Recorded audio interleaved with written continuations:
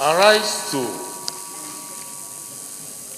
give some support to the motion on floor. The situation from all indication is very bad, Mr. President and dear colleagues. But I do believe government still have something to hide. And government decided something from the real situation. Certainly, Mr. President, dear colleagues, something is definitely wrong with the supply chain of petroleum products to the public. And this can only arise from two dimensions.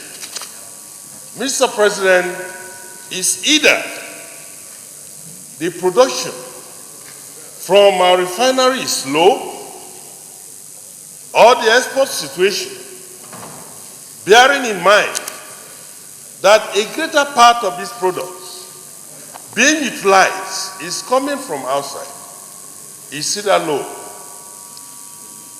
Mr. President, some people are giving vent to the bill the leader wanted to raise regarding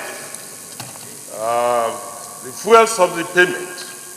And the situation we find ourselves in cannot just arise overnight. It must be creeping into the system over time. And government is supposed to realize that a day is coming when there will be a grind lock. And that is what we have found ourselves in the past 2 weeks. A situation where government will restrict importation of fuel to NNPC is not possible, Mr. President. And if that happens, definitely we'll be experiencing this type of situation day in, day out. Maybe after 1 month, this thing is solved. Then the following 2 months, we envisage this present situation. Yes, some people are talking of removal of subsidy. It's laughable at times. Government prior to this time have attempted removing subsidy. And all of us here, I think some of us that were here, celebrated the situation that, look, the system is corrupt.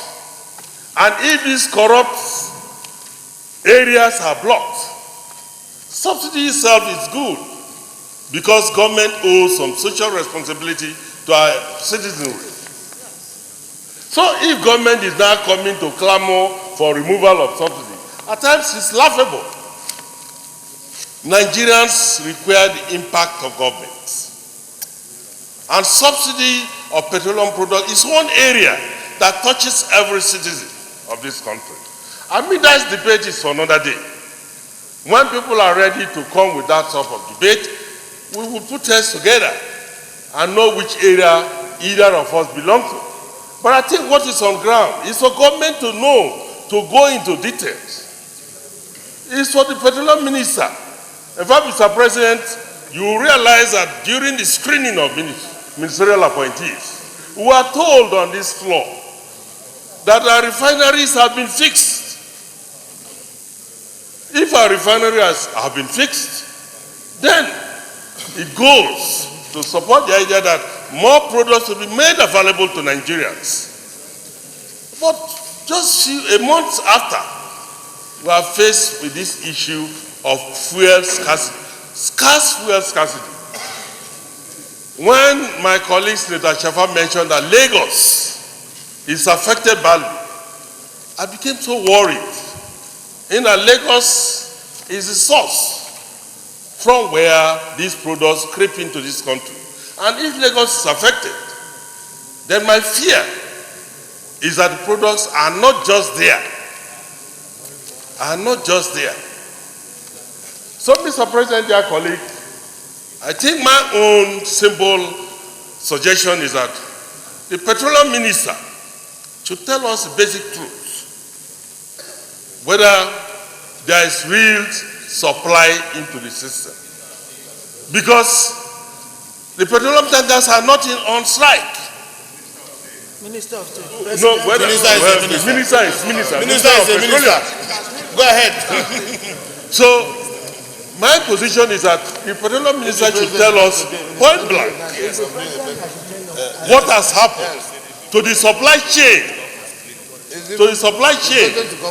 as to whether these things are in depot. Because they are not here in the depot. If petroleum products were to be in the depot, the tankers drivers are not on strike. And I see no reason why these products cannot be made available to Nigerian citizens. So, Mr. President, and that is more reason when I look at the first prayers, there is no point for this House to thank government over what is happening. When Nigerians are suffering, we should go ahead to thank government. That's my personal view anyway. So, Mr. President, I think with these two remarks, I support the idea of the motion that Nigerians are suffering, and everything should be done to alleviate the sufferings of Nigerians. Thank you, Mr. President.